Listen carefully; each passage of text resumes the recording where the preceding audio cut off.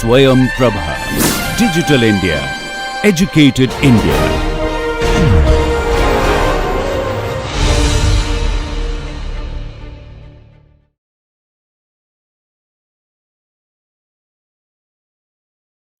Okay, back. This is the very final part of the hydrogen embrittlement.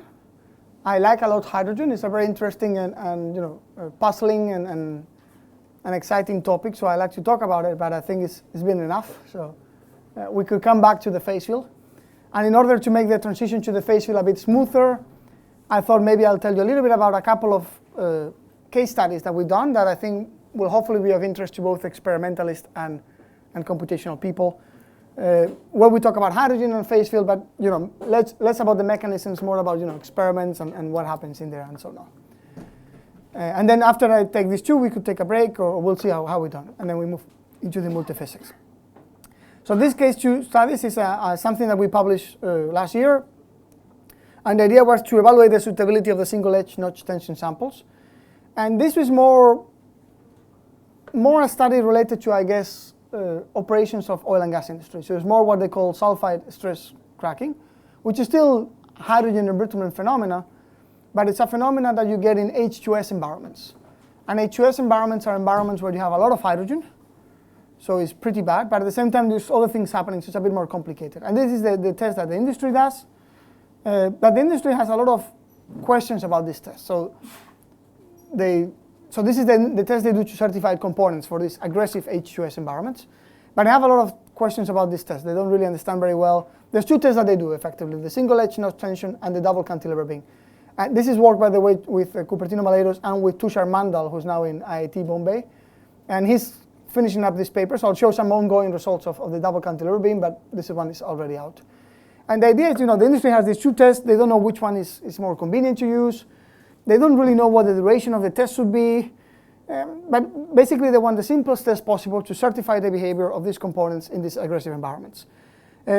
This one they prefer a bit more, the double cantilever beam, because there they put a wedge, and then they leave. It takes more time, but they just leave the sample in an aggressive environment with the wedge, and a technician can leave it there. You can have 50 at the same time, and you leave and go back and take a look at it later. Well, the same, you normally apply an increasing load and so on, so it's a bit more, you need a mechanical testing machine, and so it's a bit more complicated. But yeah, there's a bit of discussion among that community, and the standards offer both options, and people are discussing which one is more convenient. So we try to use these methods to see if we can learn a little bit more about this. We did an experimental campaign on martensitic steel, C1110. It's a low alloy steel grade. It's a martensitic microstructure. We did two types of experiments. We did the constant load single edge notch tension, and then the DCB, which we'll discuss later. And we did permeation experiments as well, because one of the tricky parts here is to understand what is the hydrogen concentration that is happening there. And then we did, of course, a coupled deformation diffusion fracture model based on those phase field models that I showed you before. So first, starting with the permeation. So the permeation is what I explained to you on the previous day. So you have an electrolyte where you have the Bolmer, Hurwitz-Tafel, and Harovsky-Tafel and Bolmer reactions. Then you have an absorption of hydrogen, and then you measure basically how long the hydrogen takes to cross. You can see here, by the way, the picture of the permeation tests that were done. So you have a solution here, in this case with H2S. It's a bit more complicated solution that we normally do in the lab. You have a membrane of your material, and then you have some sort of an oblique surface where you measure the hydrogen coming on the other side. And this is what you see. And this is quite different. You remember that I showed you some permeation tests before, and all the permeation tests that I showed you before, when you plot the permeation current versus time, we're all looking something like this. There was a bit of a scatter, but they're all looking something like this. So it's growing, and then eventually you get some sort of steady state. Here you can see that it's a bit different. So the thing is going up initially, but then something happens and then it goes down. And this is basically the fact that you form an oxide. So it's a bit, and by the way, this is for various H2S concentrations. So the problem is that with this H2S is a poison. It's a combination poison, so it means that you get much more hydrogen into your metal than we normally would do, because it slows down the recombination reaction, so there's less hydrogen. So basically when you generate hydrogen, remember I mentioned that hydrogen actually doesn't want to enter your metal. Hydrogen wants to go away from your metal. So hydrogen would like to recombine into a molecule and then just leave. Some hydrogen comes in. H2S is a poison in that it slows down the process in which hydrogen recombines and goes away, and therefore more hydrogen comes in. So that's why traditionally hydrogen embrittlement was a big problem for H2S environments. It still is, but the first times we started to be worried from an industrial perspective on hydrogen, even though we were working with materials that were not very susceptible, was the fact that we had this big amount of hydrogen coming in.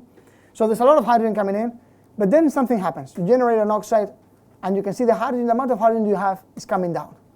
So something is happening there. And this is, by the way, if you zoom in. If you zoom in, you see the behavior that you would expect in a permeation test. So hydrogen is coming in, and this allows you to measure a diffusion coefficient. But then at some point, something happens, and the hydrogen starts going down. And basically, you see it experimentally. You form a corrosion product layer, so you have some sort of oxide that slows corrosion, and then the absorption kinetics. So there's something forming at the surface that is basically preventing hydrogen from coming in. So Yeah. T is time, sorry. So you measure hydrogen as a function of time, and normally is something like this. So this is current versus time. So you see, hydrogen eventually near to steady state. So initially you have no hydrogen on the other side, all the hydrogen on the inside. You're measuring things on the outer side, no hydrogen. Eventually you start raising the hydrogen, and then eventually you get a steady state. But here, you do get the steady state, but then something happens. You form these corrosion products, and things go down. So the hydrogen that you have in your surface must be going down, because on the exit surface where you measure things, you don't see hydrogen coming out. So the hydrogen is not entering your metal for some reason, or it's less and less entering. So, but how is it possible, for 100% H2S and 10% H2S at a certain point at say 60 hours, the 10% H2S concentration is leading the 100% one? If you see Why did those lines cross? exactly. So I think initially you see the expected behavior. So the more H2S, the more that you generate, that you slow the recombination reaction, so the more hydrogen you bring in. Then what happens after that is a bit complicated, because the percentage of H2S will also govern how much of those corrosion products you form and so on. So I guess what we are seeing here is that by increasing your H2S percentage, you are forming more of those reactions, those corrosion products. Those things don't happen if you don't have H2S. So that you are forming more of those corrosion products, and therefore you're blocking. So whether H2S is good or bad, I guess depends on. Is very bad at the beginning. Something is wrong. Okay, you're not seeing me there. No worries. So I guess at the beginning, H2S is bad because more hydrogen is coming in. But then later it might be even good in the sense that it's generating so much of these corrosion products that you're actually slowing down the hydrogen uptake. Would have been done on some of the anode, right? The target material would be which metal? These are experiments on this martensitic steel. This is a high strength martensitic steel. But I mean, all these kind of oil and gas alloys are of relevance here. And this seems to agree with what we see in the experiments. So there's some classic experiments by Turnbull and by other people, and they measure some changes. There's a different pH, so it's not 100% comparable, but you see a difference in the hydrogen concentration with the H2S. So an increase in hydrogen concentration with H2S. Again, when we think about the first stage, before we block things from coming in. So then what we did to do is we did the fracture experiments, the scent experiment. So this is single edge notch tension sample. So you have a plate like this. You induce a crack here. You do some sort of fatigue pre-cracking. And then you basically introduce a solution with various amounts of H2S. You hold your load constant, and you wait. And the standard tells you need to wait for 720 hours. And this is a question we wanted to answer, because the industry partners weren't sure how many hours they needed to wait. The standard says 700 hours, but this is a long test. And they said, do we actually need to wait 700 hours? How much does it change, and so forth? And then, of course, you can get the stress intensity factor as a function of the applied load. And for the single edge notch tension, we know how the stress intensity factor relates to applied load since a century ago, maybe based on simple analytics. But depending on how you clamp your sample, it might be a small of an effect. So a lot of people have worked on developing a bit more, using finite elements, a bit more rigorous relationships. But it's not important for the time being. And then what you see, well, if you need to see if your scent passed or not passed. So a case that will pass, you don't see, you have a ductal fracture. One that it failed, you see quasi-cleavage fracture morphology. So this is not a component that you want to put in service, basically. That's the idea. And then the phase field model is very similar to the ones we discussed before. So it's an elastoplastic phase field fracture model with hydrogen. So you have an equation for the transport of hydrogen. you have a stress strain behavior. So we did a uniaxial tension test. We fitted that. We have a driving force that is 10% of the plastic work plus the elastic work, and the toughness degradation with hydrogen. In this case, we have a lot of data from the literature for this material, so we just fitted the data from the literature. We didn't take the atomistic approach, so to say. So this is the kind of test that we do. You see here is a constant load test. So eventually you see your crack growing, and at some point your crack stops. So this is what you measure. So this is the hydrogen concentration. Again, it's important to capture how the hydrogen concentration follows the crack. You can see that it's happening there. So this is the crack growth. This is the hydrogen concentration. And this is a 2D problem, boundary value problem. And what is important is that the hydrogen concentration that we prescribe on the surface is the one we measure from the permeation test. So you can see here, it goes up initially, but then it goes down. And I mean, we had to take this as an approximation. I think it's the best we could do. One could argue that maybe what you measure in a permeation test is not exactly what you see ahead of a crack, and so there's other things that ideally we'll have to explore. But it's the best we could do with the resources that we had at that time. The H2S phenomenon is not fully understood also from an electrochemical perspective, so it was not easy. But there is work to do. If someone gave me infinite resources, you can see that clearly one aspect to improve is this one, because this is what we see on the permeation test. When we have a clean surface, we expose the material to hydrogen and it goes down. And this is probably fine for here. Whether this applies here, I don't know. It's an approximation of what happens ahead of a crack. But anyway, this is the boundary condition.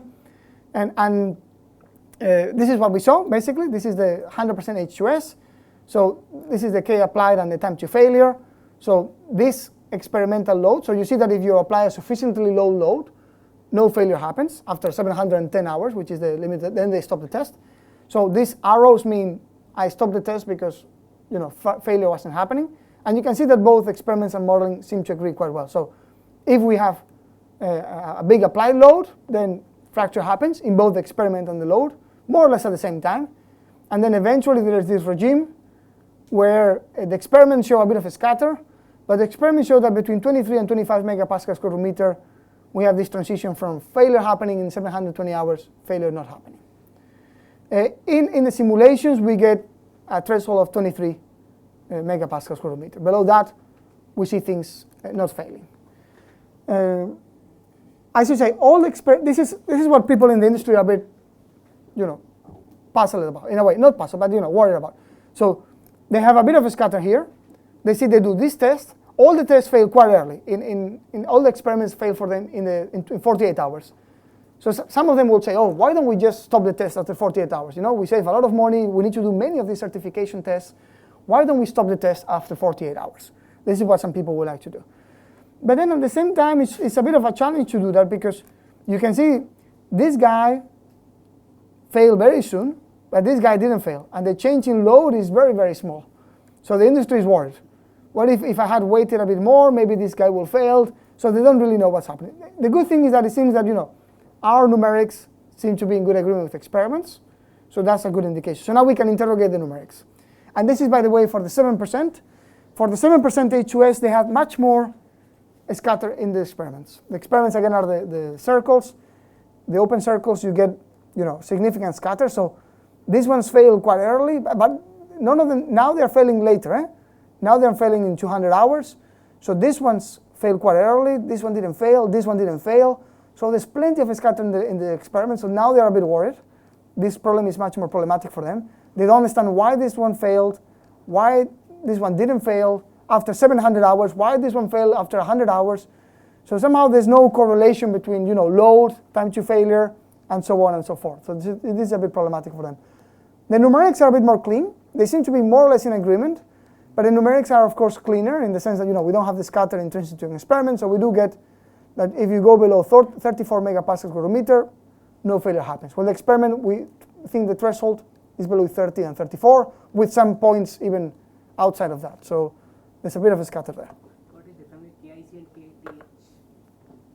and KTH? So it's basically it's a constant load test. So whenever your crack stops, you can measure the K that corresponds to that crack length and that applied load, and that gives you the KTH. Yeah. But I think KTH is defined as the the load at which, below which threshold, you will not see any damage whatsoever. Above, you will see it. So this the experiments that fail versus not fail. So then they use that for design. So then they say, okay, my KTH is 30. I make sure that in my component I never exceed 30. KTH should be more than KIC, no? Like once the crack is initiated, then only it will stop after some time. So Well, I think for this case it's simpler you think of it as K1C. Think of a K1C. It's used as a K1C criteria. We don't look into subcritical crack growth much in this case. Yeah. So then we use the experiments to interrogate a bit the model. So I guess we saw that the model seems to agree with experiments, particularly for the 100% HUS. For the 7% HUS, there's a bit of a scatter with experiments, so it's a bit more difficult. So what we did is we interrogated the model. So first we said, okay, forget about the fracture. Let's look, first of all, what is the hydrogen distribution ahead of because one of the key questions is, how long should the test last? Should the test last 700 hours? Because all the failures happen relatively early, for example, in this case, all in 48 hours, but they still do tests of 700 hours. But at the same time, here they can see that some of them fail after 200 hours, sorry, I'm going too fast. Some of them fail after 200 hours, and some of them that are supposed to be failed didn't fail, so they're a bit concerned about how long should they wait. So this 702 hours comes a bit out of the blue. So first we did some simulations of crack tip stress fields and hydrogen concentrations. And we wanted to know, okay, what happens in terms of hydrogen diffusion in these materials, how quickly you get a steady state, how quickly you get the peak hydrogen concentration. And you see the simulations here. So this is without any crack growth. And you see that more or less, the steady state, maybe you need 50 hours, but you see, after 10 hours, your hydrogen concentration is almost there. So really, the hydrogen distribution is very close to the steady state after roughly 10 hours. So, maybe 10 hours is all that you need to run your experiment, and not 700. But there's an effect of this protective layer. Remember, at some point you generate this oxide. And now so this is a case where we just basically simulate hydrogen transport, imposing a constant hydrogen concentration. But we know that the hydrogen concentration is not constant. The hydrogen concentration goes down with time. So we decided to then put that simulation, so simulate how the hydrogen concentration goes down in time. And we see this. Initially it's growing. Up to 22 hours or so, then we get some sort of growth. So 10 hours is here, 20 hours is but then it starts going down, actually. So 50, so this is not very realistic. We reach to a peak in 22 hours, but then in 22 hours, you see here, more or less this is 100, so this will be 20. In 22 hours it starts going down. So the hydrogen concentration does increase, but then it starts going down. But anyway, the picture doesn't change. So if we think of just, hydrogen transport, the peak hydrogen transport is roughly attained after 10 hours. After 10 hours, if you assume that the HUS is not creating the oxide film, then it will increase a little bit, but very little. And then if you assume that it's creating an oxide field, it will increase a little, but then it will go down. So we see, roughly 10 hours seems to be the right time instead of 700 hours. But we still see some failures a bit experimentally, slightly after 10 hours, so we still need to figure out what happens.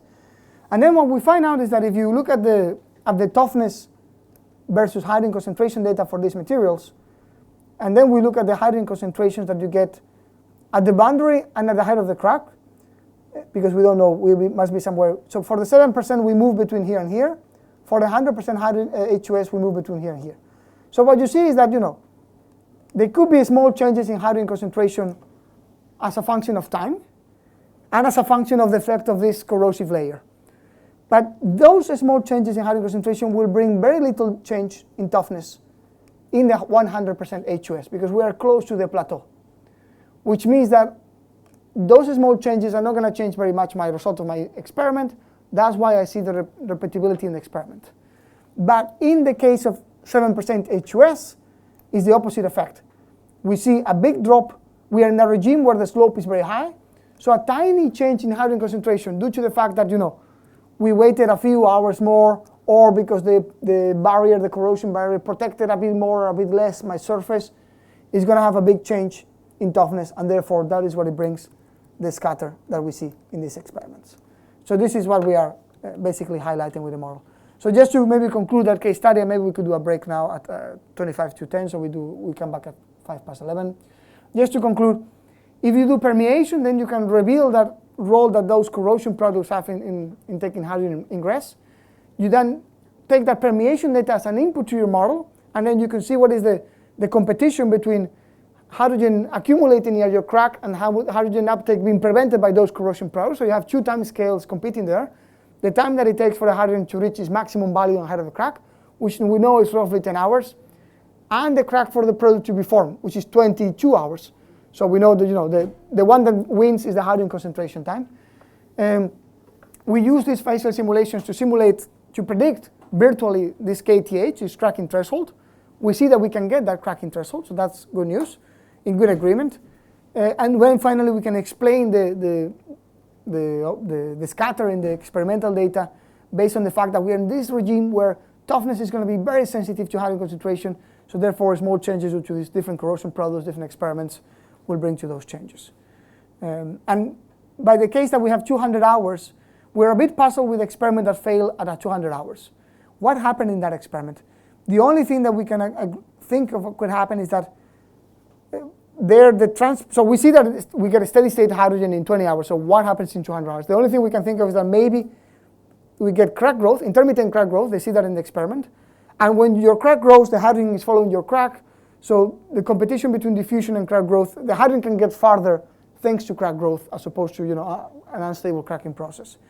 But the role that hydrogen plays when growing, I'll discuss it in a minute now in the context of the next case study. So maybe we can do a break and come back at 5 past.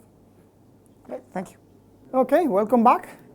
So I've been told tomorrow at the coffee break we may do a group picture, so whoever survives until tomorrow at the coffee break will don't run away immediately after you hear the coffee stop, because we'll probably get all a group picture here. That's what I've been told. So just before we go back into phase field modeling, as I said, we have 2 case studies. This is the one we look into the scent. We are in the progress of working with the DCB, but that's taking us a bit more time because the DCB is a complicated problem where people worry about what should be the sample thickness. So they get experimental data that seems to depend on sample thickness. And they don't really understand that what happens because, we know that fracture toughness experiments depend on the thickness, but only if your samples are thin enough. If you're thick enough, you get you converge to a plain strain fracture toughness. So they suspect it has to do with the hydrogen uptake. Maybe if your test is not long enough, this is a different type of test. If your test is not long enough, maybe you get hydrogen coming in from the sides. So it's a bit of a discussion. So we're trying to answer those questions, running phase field models. Tushar is running those calculations. Livia did the experiments, and you see a little bit, basically a 3D crack growth. But again, it's taking some time. It's a bit more complicated problem than we thought at the beginning. And every time you want to do a new test, you need to run a 3D calculation, which is always a bit expensive. Particularly here because we need to model very long time scales with the hydrogen transient problem and so on. Okay, the other case study is related to the suitability of a slow strain rate test. And this was motivated by our experimental friends at the University of Virginia. They've been working with slow strain rates quite a lot. Those of you doing experiments, particularly in hydrogen, will know that slow strain rate tests are the norm. People love doing these experiments. They are maybe not as insightful as fracture experiments, but they are much cheaper, much easier to run. So then they're really popular among the community. And people will either do them this is basically a uniaxial tension test, either in a smooth or a notch sample. But you apply your loading rate very, very slowly, because then in this way you let the hydrogen diffuse, and therefore you measure then the time to failure, and then you compare materials based on that time to failure, and so on. So it doesn't give you fracture toughness, it doesn't give you properties that you can use in design, but it does give you a benchmark of how brittle your material is relative to others. So it's quite popular. However, the colleagues that we have at the UVA, they have been a bit critical of slow rate tests, and they were a bit puzzled by a number of things. So one thing is that, these are all experiments on nickel superalloys. These are types of nickel superalloys. So nickel has a very low diffusivity, as FCC, very low diffusivity. And this experiment is not experiments where you pre-charge all of your sample. You pre-charge maybe sometimes 24 hours or a couple of hours, and then you start loading. So basically, most of your sample is not exposed to hydrogen. Only the surface is exposed to hydrogen, and then hydrogen diffuses during the sample. And what they see is that this is the intergranular depth. So they look at the fracture surface and they see what areas have been embrittled. And eventually your crack is big enough that even it will just grow unstable even through ductile processes and so on. But you do see an embrittlement region, and this is the area where you see intergranular cracking. And they can see that they get relatively large intergranular depths. So they did some, remember that expression that we discussed before, this d equals 2dt. They know the diffusivity of the material, so they know more or less how long the hydrogen has to diffuse. And they figure out that, over the duration of the test, the hydrogen will only move a few microns. So they say, how can it possibly be that we see embrittlement over regions on the order of millimeters? What could possibly be happening there? One hypothesis that they wanted to test with our models is that hydrogen is not a failure process where you just pull and at some point failure happens, which is what people thought. Maybe you get a crack initiating, the crack grows slowly and carries the hydrogen with it, right? But if that happens, that will make this kind of test non-suitable, because then it's kind of a fracture test. You have a crack, it's a completely different story. You need some crack measurements. Do you have measures of crack initiation, crack growth? What do you care about? Failure? So that will make the crack unsuitable. So this was their hypothesis. So we wanted to test this. First, what we did was a numerical simulations of hydrogen transport. So what you see here is the hydrogen concentration normalized by the boundary. So this is the edge of my component. For the four materials that we considered, 4 types of nickel superalloys. This is the finite element predictions. They wanted to see whether the hydrostatic stress made a big difference, but they didn't. But anyway, this is the predictions with the solid line are for the real diffusivity of the material. This black dashed line is the degree of intergranular depth that they measure in the experiments. So they see that hydrogen has embrittled all of this distance, here all of this distance, all of this distance, all of this distance. But when you plot the hydrogen concentration, you can see that it doesn't get any farther than there.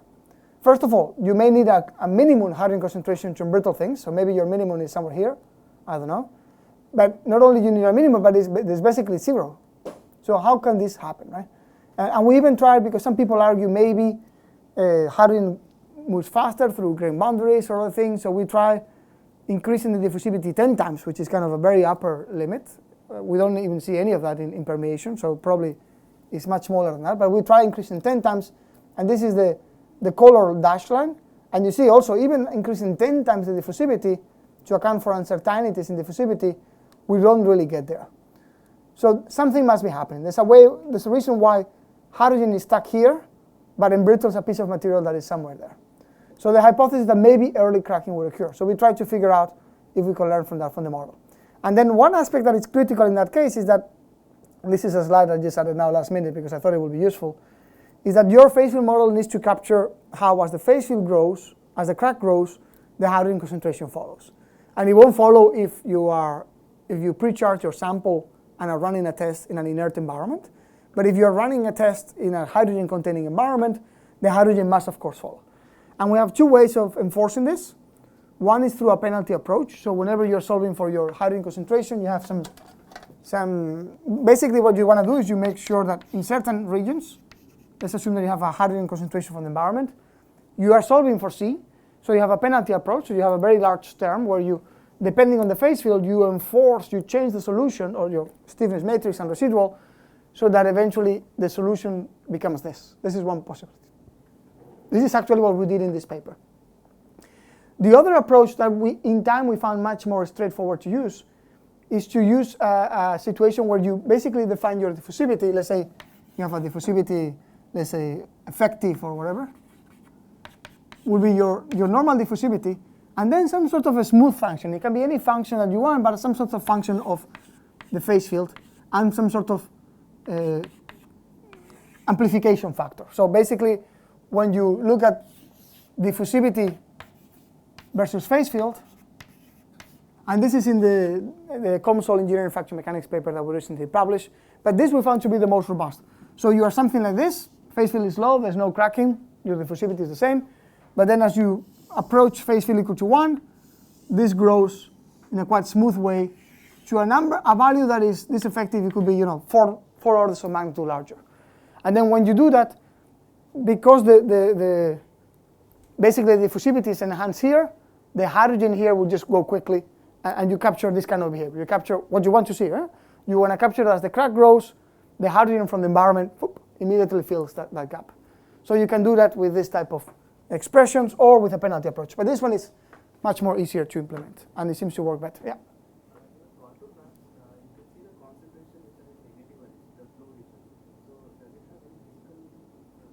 The concentration is negative. Oh, I don't know if it's really negative. It shouldn't be negative, but so the blue region covers 0.56 to minus 0.1, so it could be something that has, if you have a node where you have a value that is very close to 0, so if, I don't know. So Abacus does some sort of averaging between nodes.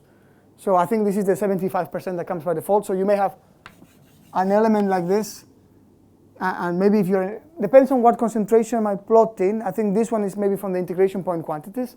So if you have an integration point here, if you have a gradient where this might be, I don't know, 0.5, this might be 0.1, then it might be that when you interpolate to the nodes and then you plot and do the average, maybe you end up with something that is tiny, but not. You shouldn't have negative concentrations. Yeah, I think it's just a numerical artifact coming from the extrapolation, because probably here I'm plotting the integration point quantities, and it's been extrapolated and averaged. So, but I wouldn't worry about that. No. It's very small numbers anyway, as you can see. Of course. The concentrations that you have in terms of initial boundary conditions, what are they for this problem? In this case, we reproduce the same as in the experiment. So we basically, the way they run their experiments is that they expose, I think they pre-charge for 2 hours, if I remember well.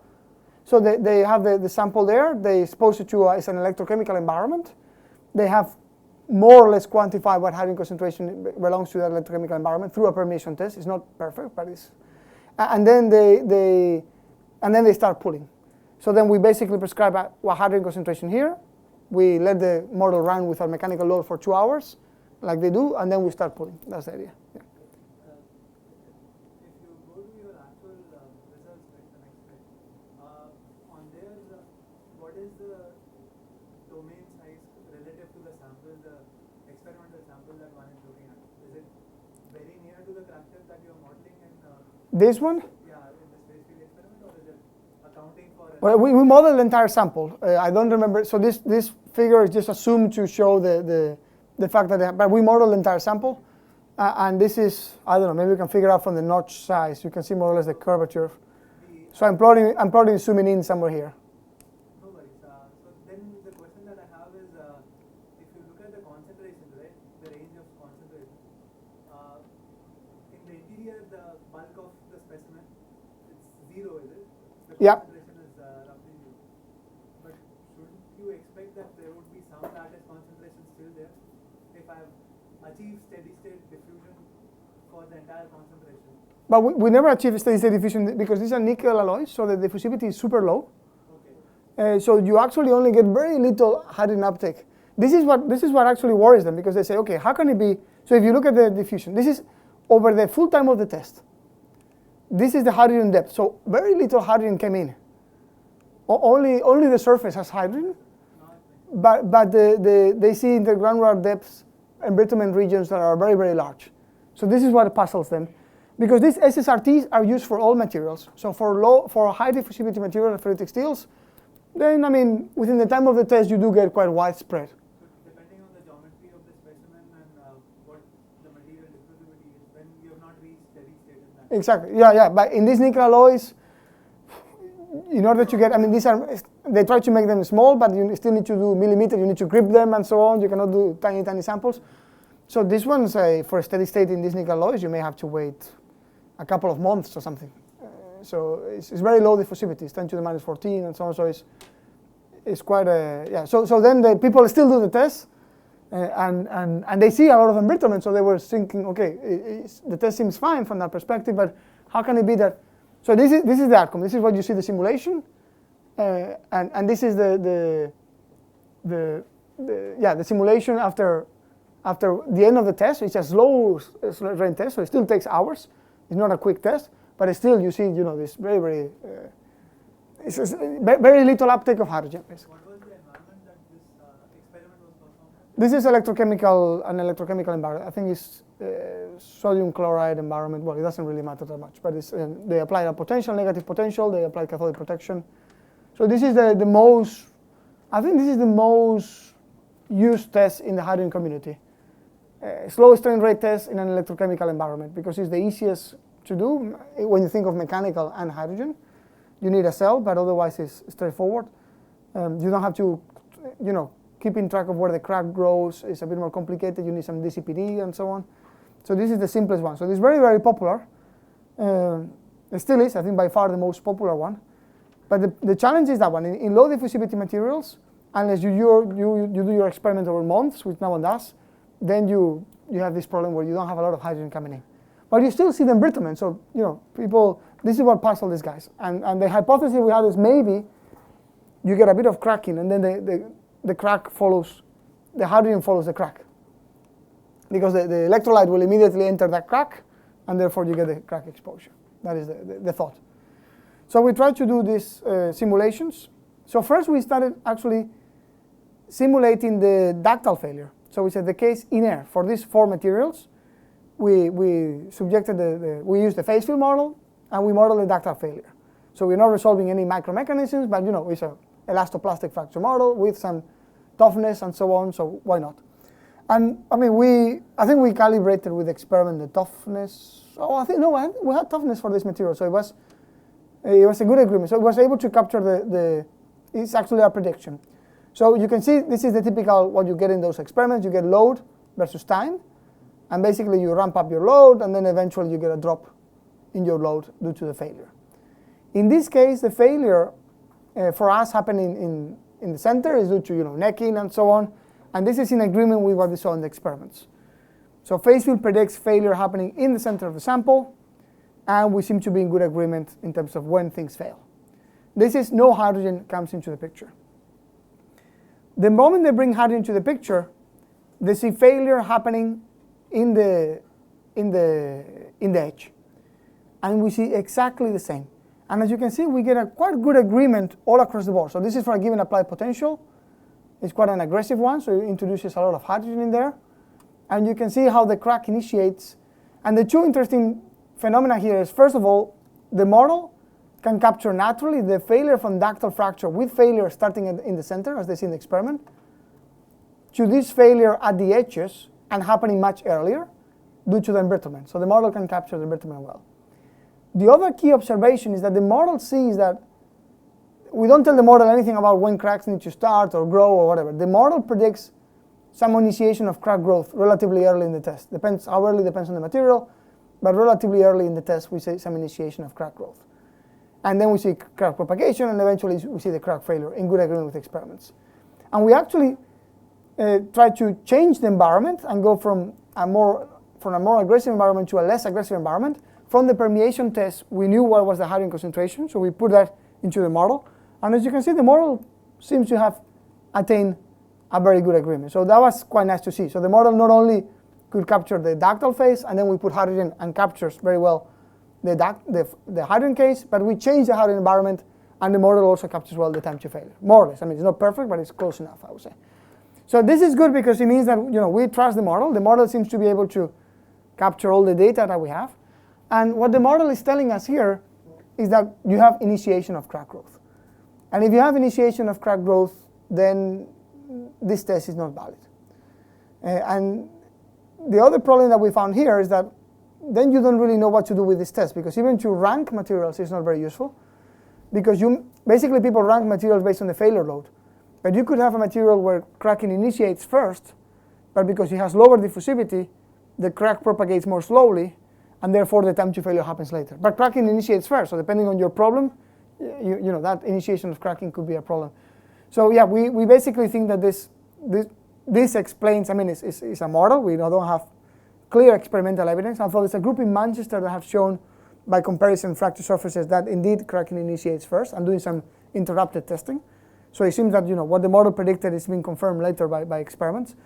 So the model is telling us that most likely crack initiation occurs, and therefore this will make so this explains the conundrum. This explains why hydrogen only enters a little bit, but brittle failure is seen over large distances.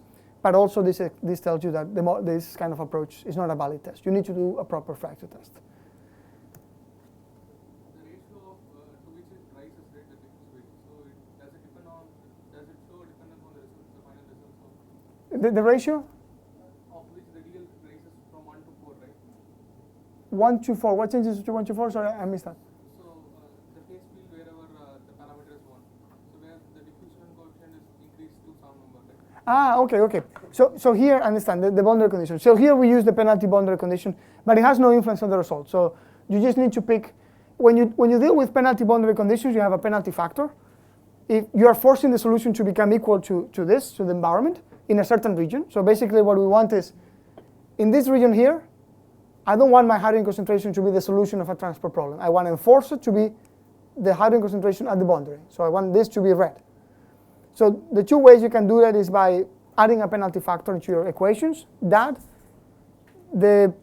If your penalty factor is the larger it is, the more precisely you will capture this, but you will also bring more convergence issues.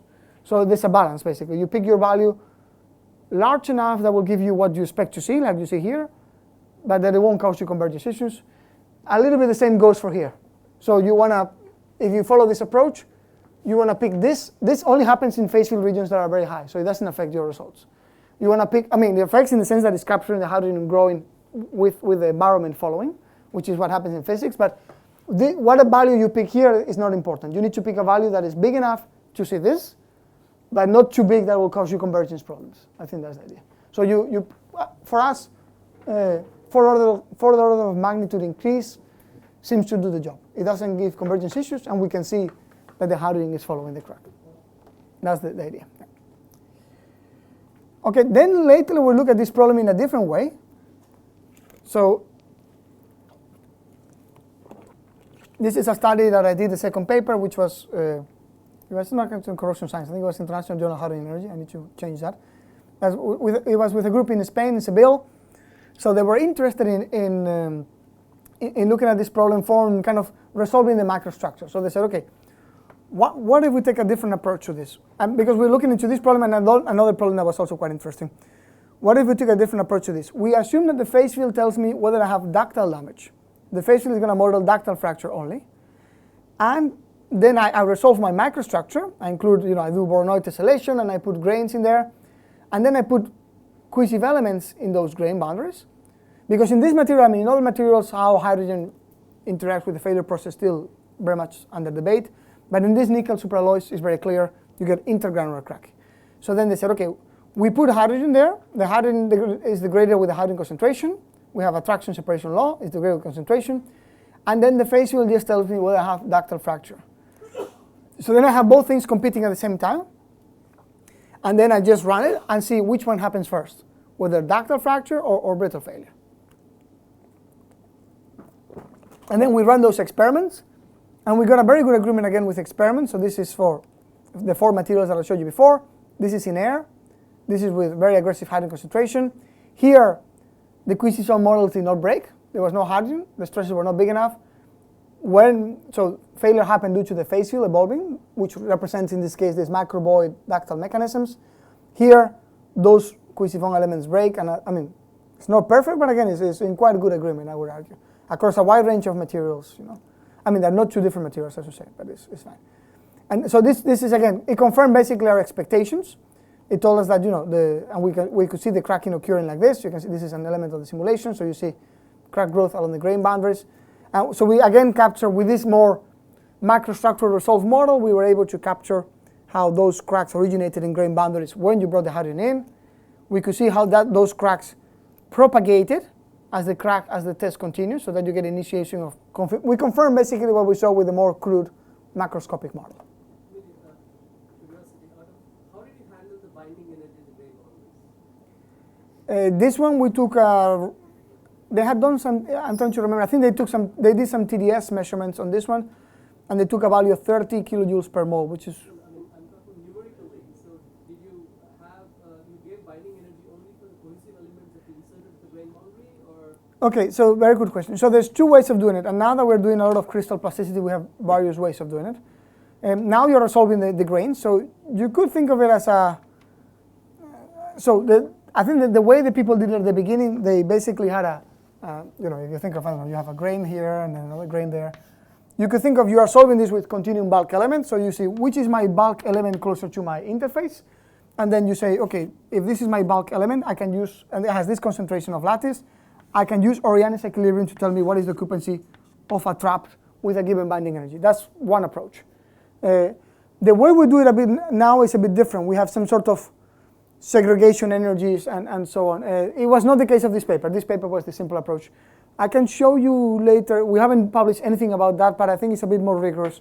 And it's a bit more complicated as well, but a bit more rigorous to capture the transport to grain boundaries and so on. So we do have one paper published where we have some sort of permeation models with grain boundaries where we account for some segregation factors, so you can see the transport to grain boundary. In principle, I can always say, hey, this particular element belongs to the grain boundary or near grain boundary. Yeah, this is the approach here. It will have a different binding energy, and the bulk of it will have, let's say, a different binding energy. What we do now is we follow something like that. So we use the phase field to interpolate grain boundaries. So it's a different phase field. It's a initial phase field in a way, or we don't even evolve it. So it's just like an interpolation phase field.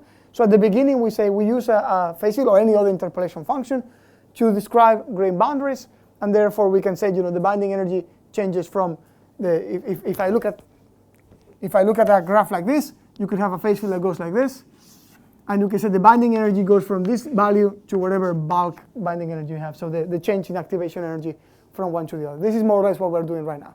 Yeah. So interpolating those numbers. Yeah. Not to have like a sharp, I guess you could have a sharp one as well, but yeah, this is it. Or instead of taking one row of elements, more like that you have yeah. Of course, there's a lot of questions in there. This is a very interesting scientific problem, because then what is I understand that grain boundaries are diffuse, but what is the thickness of a grain boundary? Can you resolve that in a continuum model? And there's a lot of tricks that the phase field microstructural community is playing with those things, because they have, for crystal growth and so on, they have tiny interfaces that they want to scale up in finite elements, so they have tricks to make sure that the energy is conserved, and they have various ways of solving for a bigger one but correcting so that the physical behavior corresponds to a smaller one in a way. So this is some of the things we're looking at now. Yeah. And then the last part of this study where we were looking at is a slightly different problem. So the group in the University of Virginia, they did some experiments, again with SSRTs, but that's not relevant here, on nickel. And they were trying to understand whether, at least on nickel, whether this kind of, they were trying to bring some light into the debate. In hydrogen, there's always this big debate about the mechanism. Some people argue whether it's a decohesion-driven mechanism or a plasticity-driven, maybe a combination of both, and that can change with environment, with the material, and so on. So what they did in nickel, they said, okay, we're going to run experiments at room temperature with and without hydrogen, and we're going to do experiments at very low cryogenic temperature, 77 K, with and without hydrogen. And if we do that, then we're going to look at the fracture surface and want to see whether we see embrittlement or not.